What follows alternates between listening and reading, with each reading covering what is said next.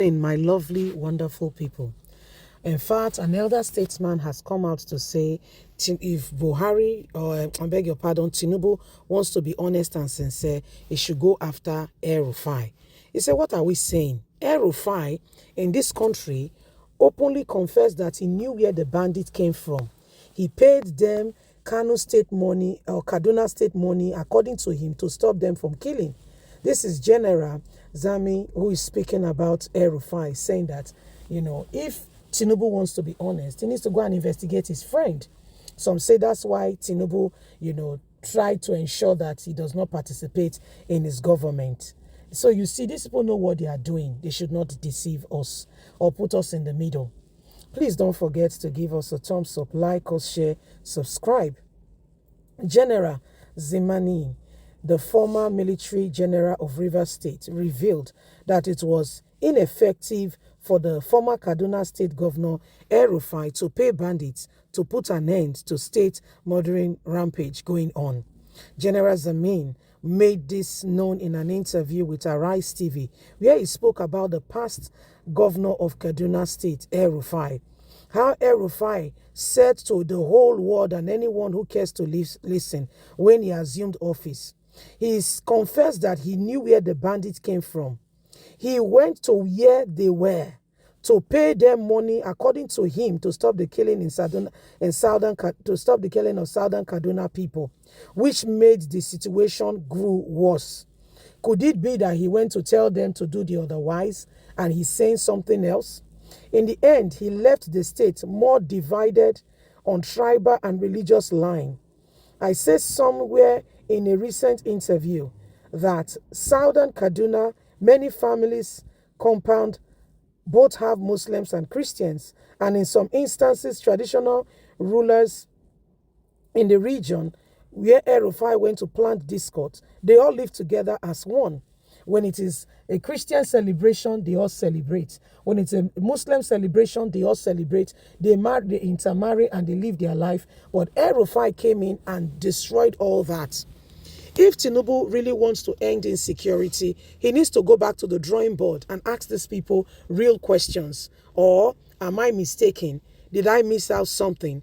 Did El-Rufai not say in a live interview that he went to those who have been causing all forms of atrocity in this country to give them money to prevent and to stop the killing in southern Kaduna? Did he not say that? Am I fabricating stories here? And just before he left, remember the video that circulated him saying that the Muslim ticket was a plan, and even what is going on in Kaduna State, the Muslim ticket was also a plan so that they can take over. He said it unapologetically when he was confronted. He did not deny it. Am I saying something nobody has heard?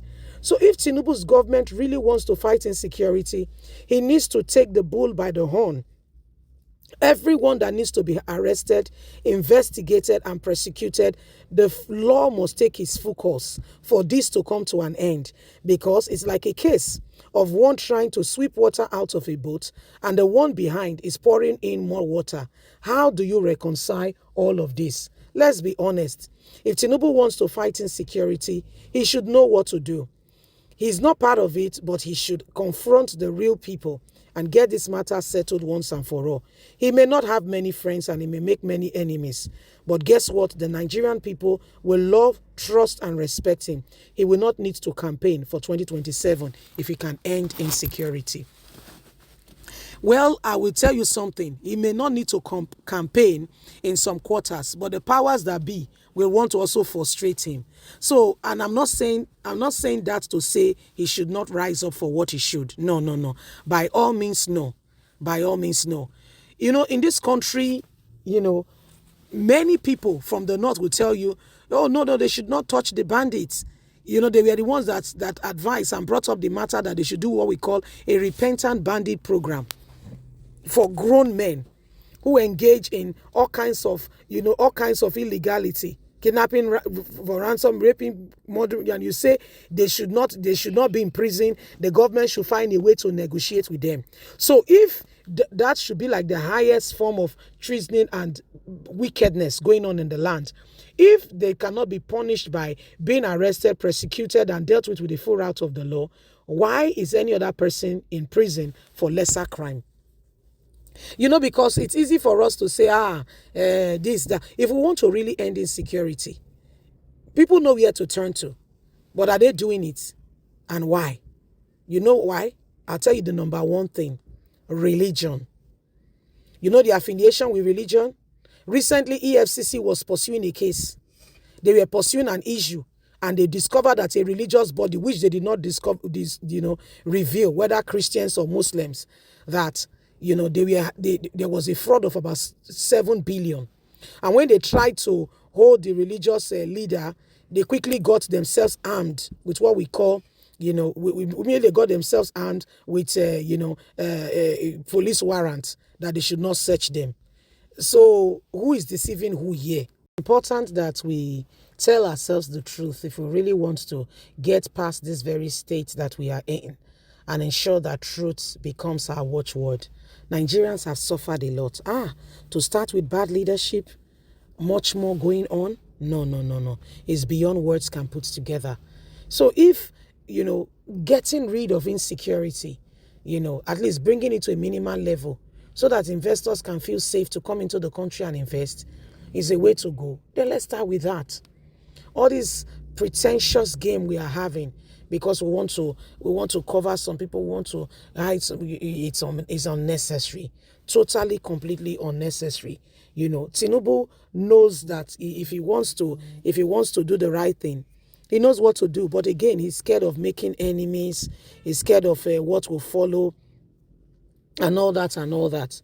So there is a lot involved. And in case you have not paid attention, you will see that our nation is going through a very, very shaking situation where we must begin to put things in place to ensure that the right things are done.